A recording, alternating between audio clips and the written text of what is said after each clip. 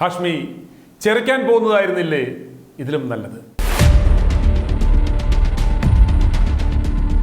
ചെരുപ്പ് അല്ലെങ്കിൽ ക്ഷൗരപ്പണിക്ക് യാതൊരു കുഴപ്പവുമില്ല.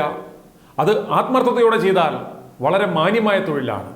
ആ തൊഴിലിനെ താഴ്ത്തി കാണിക്കുവാൻ, അപമാനിക്കുവാൻ എനിക്ക് യാതൊരു ഉദ്ദേശവുമില്ല എന്ന് പ്രസ്താവിച്ചുകൊണ്ട് ഞാൻ എൻ്റെ വിഷയത്തിലേക്ക് കടക്കുകയാണ്. 24 ന്യൂസ് ചാനലിന്റെ പ്രത്യക്ഷത്തിൽ കാണുന്ന മുതലാളി ശ്രീമാൻ ശ്രീകണ്ഠൻ തന്റെ സ്ഥാപനത്തിലെ സുമുഖനും സുന്ദരനുമായ വാർത്താ തൊഴിലാളിയായ ഒരു ചെറുപ്പക്കാരൻ ഹാഷിം എന്ന യുവാവിനെ മോർണിംഗ് ഷോയിൽ തന്റെ പിന്നിൽ നിർത്തി ചില കാര്യങ്ങൾക്ക് വ്യക്തത വരുത്തുവാൻ കിടന്ന് ശ്രമിക്കുന്നത് പലരും കണ്ടു കാണും. സോഷ്യൽ മീഡിയയിൽ ആ ക്ലിപ്പിങ്ങുകൾ ഇപ്പോൾ കിടന്ന് പറക്കുന്നുണ്ട്. അത് കണ്ടപ്പോൾ എനിക്ക് തോന്നിയത് തമ്പ്രാന്റെ ഇല്ലത്തിന്റെ മുന്നിൽ തന്റെ തലതെറിച്ച കിടാവുമായി വന്നു നിന്ന് ചക്കനെ കൊണ്ട് തന്നെ പ്രാശ്ചിത്തം ചെയ്യിക്കുന്ന ഒരു കോരന്റെ കഥയാണ്.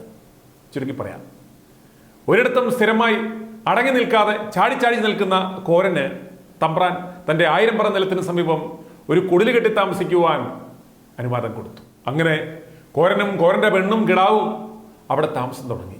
അങ്ങനെ ഇരിക്കെ തമ്പ്രാൻ പമ്മി ഒരു ദിവസം തൻ്റെ പതിവ് ലീലാവിലാസങ്ങൾക്ക് പോകുമ്പോൾ കോരന്റെ ചക്കൻ താളാത്മകമായി ഹാഷ്മിയുടെ ഇൻട്രോ പോലെ ചില സത്യങ്ങൾ വിളിച്ചു പറഞ്ഞു.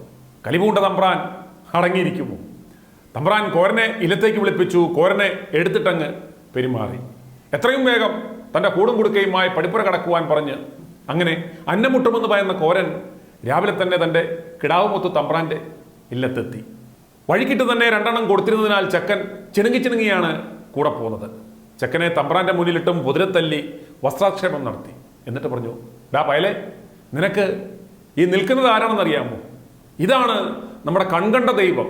ഞാനും നീയും കഞ്ഞി കുടിച്ച് കിടക്കുന്നത് ഈ തമ്പ്രാൻ്റെ കനിവ് കൊണ്ടാണ്. അതുകൊണ്ട് നീ തമ്പ്രാൻ്റെ കാലിൽ വീണ് മാപ്പിരുന്നില്ലെങ്കിൽ നിന്നെ എവിടിട്ട് ഞാൻ തല്ലിക്കൊല്ലും എന്ന് പറഞ്ഞു.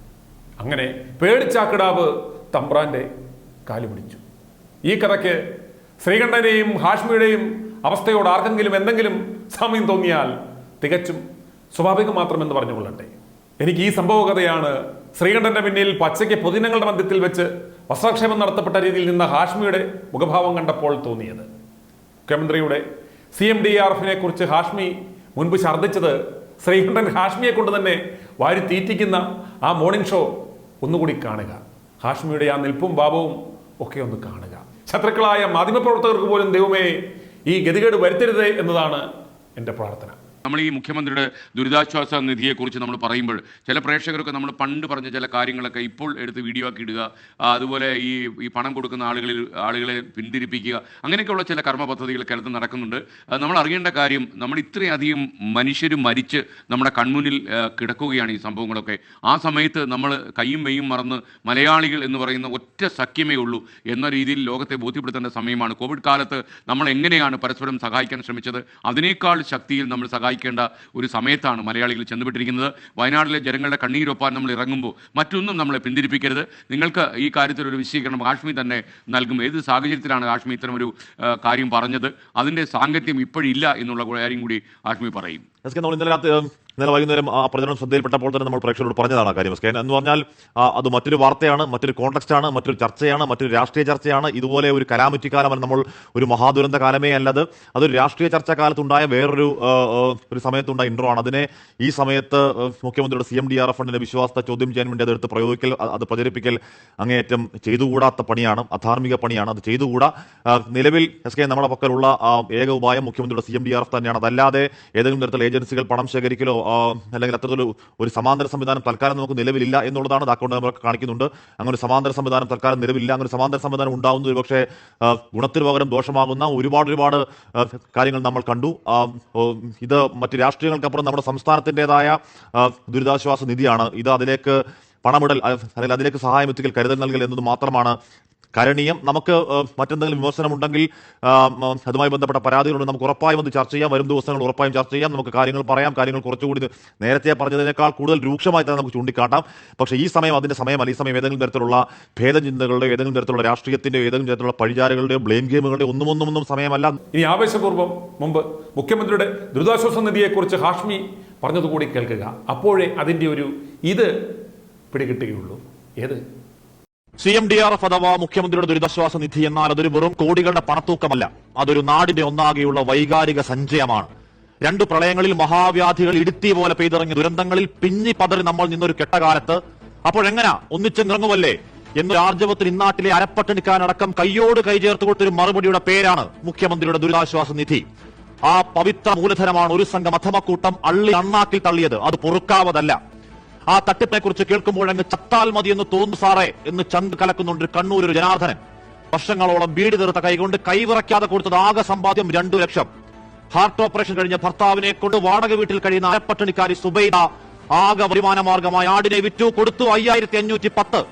വിഷുക്കൈനീട്ടം കിട്ടിയ പണമത്രയും കൊടുത്ത് മതിയാകാതെ ഓമനിച്ചു വളർത്തിയ പ്രാവിനെ ലേലത്തിൽ വെച്ചൊരു 11 താനുണ്ടെന്ന് കണ്ണൂരിൽ. കുടുക്ക പൊട്ടിച്ച് തടുത്തുകൂട്ടിയ നാണയത്തൊട്ടുകൾ മോണകാട്ടിച്ചിയോടെ കൊടുത്ത കുരുന്നുകൾ പോലും പറ്റിക്കപ്പെട്ടുവെങ്കിൽ വഞ്ചിക്കപ്പെട്ടത് മുഖ്യമന്ത്രി അങ്ങയുടെ വാക്ക് വിശ്വസിച്ചവരാണ്. ഏജന്റുമാരും ഇടനിലക്കാരും ഡോക്ടർമാരും ഉദ്യോഗസ്ഥരും അടങ്ങുന്ന ഒരു വൃത്തികെട്ട ദൂഷിത വലയം മൂക്കിന് താഴെ അധമശൃംഖലയായി കൊഴുത്തങ്ങനെ തീർത്തപ്പോൾ മാത്രം അറിഞ്ഞുവെങ്കിൽ അതിനെ അക്ഷരം തെറ്റാതെ വിളിക്കണം ഭരണപരാജയം. ആ പവൻമാറ്റ് ജാഗ്രത കുറവിന് പിണറായി വിജയന്റെ വാക്ക് കേട്ട് ആ ഫണ്ടിലേക്ക് കോടികൾ ഒഴുക്കിയ ഉദാരമതികളായ മനുഷ്യരോട് മുഖ്യമന്ത്രിയും സർക്കാരും പറയേണ്ടത് നിരുപാധിക മാപ്പാണല്ലാതെ പ്രതിപക്ഷ നേതാവിന്റെ ഏതോ കത്തെടുത്തു കാട്ടി പ്രതിരോധം തീർക്കലല്ല.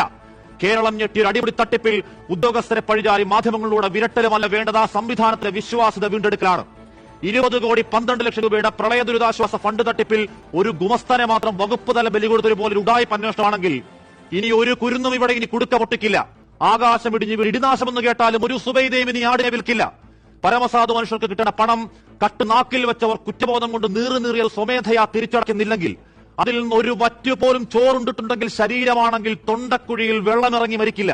എന്തൊക്കെയായിരുന്നു മലപ്പുറം കത്തി, അമ്പും വില്ലും, പുലിനഖം, ഒലക്കയുടെ മൂട്. ആളുകൾ ഇതൊക്കെ കേട്ട് ആവേശം കൊണ്ട് ചെറിയ ചെറിയ ക്ലിപ്പുകൾ ഉണ്ടാക്കി സോഷ്യൽ മീഡിയയിൽ ചിതറിച്ചു. എന്നിട്ട് ഇങ്ങനെ പറഞ്ഞു, എല്ലാം ഹാഷ്മി പറഞ്ഞു വെച്ചു എന്ന്. ഇപ്പോൾ ഇതാ പവനായി ശവമായി. ഞാൻ അങ്ങനെയൊന്നുമല്ല ഉദ്ദേശിച്ചത്. ഞങ്ങൾ ഉദ്ദേശിച്ചത് ഇതൊന്നുമല്ല, ഇങ്ങനെയല്ല. ഞങ്ങൾ നല്ല ഉദ്ദേശത്തോടെ പറഞ്ഞ കാര്യങ്ങൾ എടുത്ത് ഏതോ കറുത്ത കരങ്ങൾ അമ്മാനമാടുന്നതാണ് ഇതൊക്കെ എന്നൊക്കെ പറഞ്ഞ് രണ്ടും കൂടെ കിടന്ന് ഫ്ലോറിൽ കിടന്ന് മെഴുകി വാരുന്നതാണ് നാം കാണുന്നത്. ശ്രീകണ്ഠനോടും കണ്ണന്റെ ജീവനക്കാരൻ ഹാഷിമിനോടും ഞങ്ങൾക്ക് പറയുവാനുള്ളത്, ഞങ്ങളും സൃഷ്ടിക്കപ്പെട്ടത് നിങ്ങളെ രണ്ടിനെയും പണിഞ്ഞെടുത്ത പോലെ തന്നെ പണി നടത്തിയാണ്. ഞങ്ങളും വലിച്ചു കുടിച്ചു വളർന്നത് അമ്മിഞ്ഞാപ്പാല് തന്നെയാണ്. അതുകൊണ്ട് കൂടുതൽ വേഷം കെട്ടൊന്നും ഇറക്കേണ്ട കണ്ടരരെ എന്നാണ്. പ്രേക്ഷകർ മനസ്സിലാക്കേണ്ടുന്ന ഒരു കാര്യം ഇതാണ്. ഇന്ന് ഒരു മാധ്യമപ്രവർത്തകന്റെ അവസ്ഥ. ഫണ്ട് ഇറക്കുന്നവർക്ക് വിരുദ്ധമായി പറഞ്ഞാൽ അവന്റെ പണി കളയും. നല്ല പണിക്കാരനാണെങ്കിൽ മാപ്പ് പറഞ്ഞാൽ ചിലപ്പോൾ രക്ഷപ്പെടും. ഹാഷ്മി ഇപ്പോൾ അതാണ് ചെയ്തത്.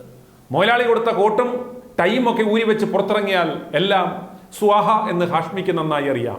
വീട്ടിലെ സിറ്റൗട്ടിലിരുന്ന് താളാത്മകമായി ഇൻട്രോ പറഞ്ഞാൽ വീട്ടിൽ പച്ചരി മേടിക്കാൻ പറ്റുമോ? ഇല്ല. അപ്പോൾ പിന്നെ മാപ്പ് പറയണം. ശ്രീകണ്ഠൻ പണി അറിയാവുന്ന പണിക്കാരനാണെങ്കിലും ഗതികെട്ട് കാബർക്കി നടന്ന കാലത്ത് ചാനൽ തുടങ്ങുവാൻ പണമിറക്കിയത് ആരൊക്കെയാണെന്ന് നിങ്ങൾ മനസ്സിലാക്കണം. ആ പണമിറക്കുന്നവൻ്റെ താല്പര്യം അനുസരിച്ച് വേണം ചാനൽ നടത്തുവാൻ.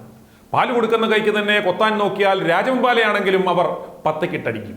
അല്ലെങ്കിൽ വാവ സുരേഷിനെ കൊണ്ടാണെങ്കിലും പിടിച്ച് ചാക്കിലിടും.